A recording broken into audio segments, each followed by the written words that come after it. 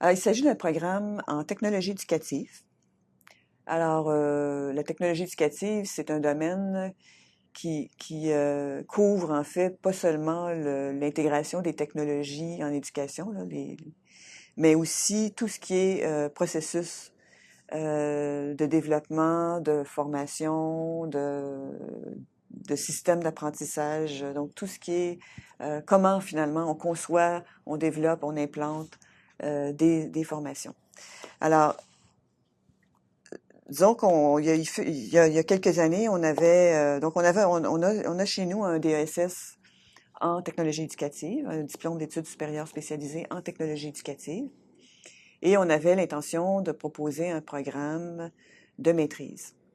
Donc, on a commencé à travailler sur un référentiel de compétences. On a regardé un peu, parce que comme c'est un domaine où c'est pas seulement, il y a pas un seul profil d'emploi dans ce domaine-là.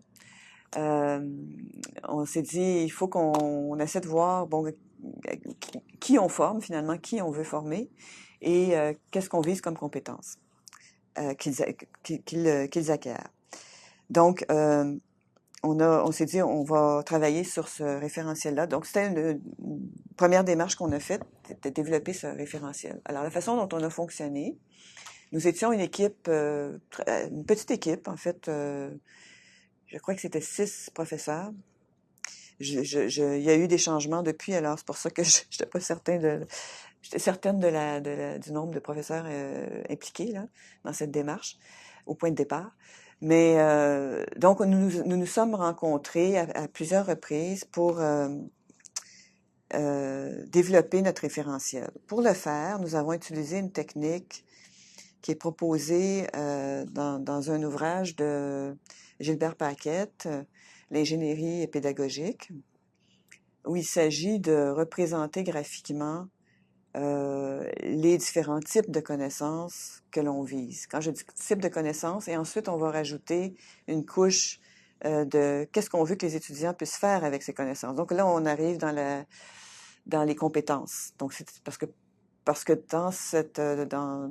cet auteur finalement définit une compétence comme composée d'une habileté qui s'applique sur des connaissances. Et donc c'est comme un savoir-agir finalement qui vise à mobiliser un certain nombre de connaissances. Donc, il ne s'agit pas juste d'identifier seulement le savoir-agir, mais il faut aussi identifier les connaissances qui sont sous-jacentes à ce savoir-agir. Donc, autrement dit, cette technique-là, on trouvait que c'était une technique qui représentait bien, qui nous permettait de bien travailler en consensus, donc en plusieurs, parce que ça permet de représenter graphiquement ces différentes compétences finalement, parce que c'est à la fois les connaissances procédurales, conceptuelles, stratégiques, et cette technique permet de les distinguer donc graphiquement. Alors, on a étudié cette technique. On s'est réunis à plusieurs reprises. On a commencé donc par identifier les différents types de connaissances, par exemple les connaissances procédurales et les connaissances conceptuelles, les connaissances stratégiques. Et ensuite, on a rajouté les habiletés. Donc, une des premières choses qu'on a faites, c'est que on s'est demandé, mais qui on forme? Qui sont les acteurs, finalement, du domaine?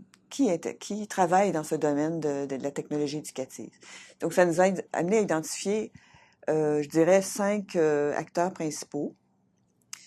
Et on s'est rendu compte que ces acteurs-là n'avaient pas nécessairement des besoin de développer tout à fait les mêmes compétences, ou en tout cas, pas tout à fait au même niveau de performance. Par exemple, un des acteurs, c'est ce qu'on appelle les concepteurs pédagogiques. Bon, eux doivent vraiment connaître tout dans le fin détail, comment on peut concevoir une formation, quelles sont les différentes étapes, quelles sont les ressources qu'ils peuvent utiliser, quels outils ils peuvent utiliser, quelles théories ils peuvent utiliser. Alors qu'un autre acteur qui intervient dans le même domaine, comme le gestionnaire, par exemple, de projet, bon, et bien sûr, il faut qu'il connaisse ce processus-là, mais lui, il va avoir d'autres types d'habiletés à développer et n'a pas nécessairement c'est pas lui qui va faire la conception, mais c'est lui qui va la gérer. Donc, il faut qu'il connaisse le processus, mais peut-être moins en profondeur que le concepteur qui, lui, doit vraiment le pratiquer, le mettre en pratique. Donc, il fallait donc moduler, je dirais, les différentes compétences en fonction des différents acteurs.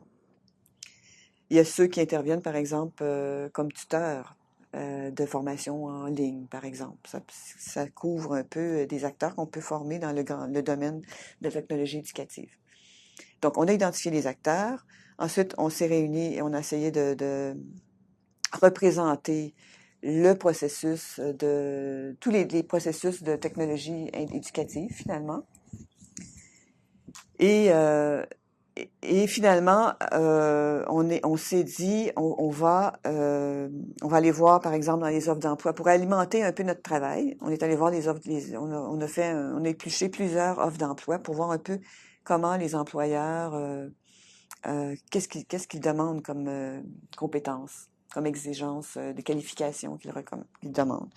Donc, on a identifier ces compétences-là sur cette base-là, des compétences à viser. On a fait un premier jet et ensuite on a consulté des employeurs aussi. On a fait des groupes, des focus groups avec aussi des gens qui travaillent dans le domaine. Des employeurs, des représentants d'employeurs, des gens qui travaillent dans le domaine pour valider notre référentiel.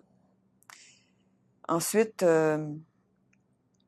ce qu'on a fait par la suite, c'est on avait quand même des cours déjà qui étaient offerts dans le domaine. Donc, ce qu'on voulait, c'est un peu réviser notre programme et en même temps penser à un nouveau programme de maîtrise.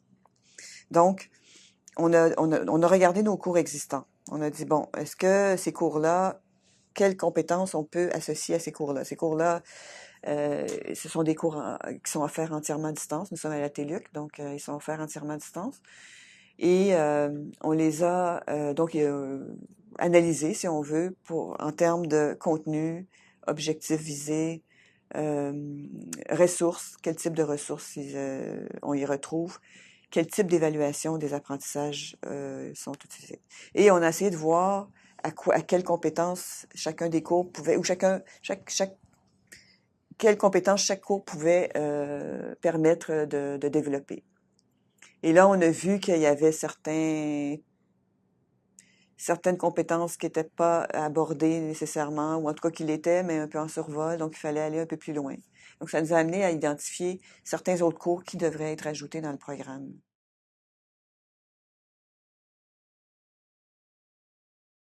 On a donc fait, après qu'on ait fait notre représentation graphique, on a transféré ça dans un tableau où là, on avait les compétences qu'on a. Bon, évidemment, il y a les compétences, les sous-compétences, si on veut. D'autres appellent ça des niveaux.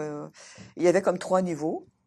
Et pour chacun, on avait l'énoncé de notre compétence, mais à côté, on avait une colonne où on disait c'est quoi les connaissances sous-jacentes à cette compétence-là et quel type de connaissances. C'est-il de connaissances conceptuelles, procédurales, stratégiques, etc.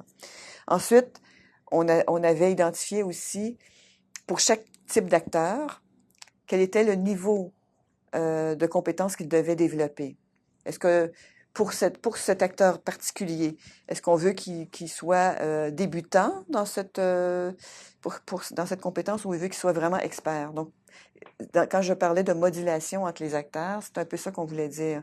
Dans certains cas, par exemple, comme je disais tantôt, le gestionnaire de projet doit développer des compétences de gestion, doit être capable de faire un échéancier, un budget, etc. Donc, lui, il doit être expert, si on veut, pour cette compétence-là, alors que le concepteur, ben lui, peut-être qu'il va être... c'est important qu'il sache que ça existe, qu'il sache peut-être faire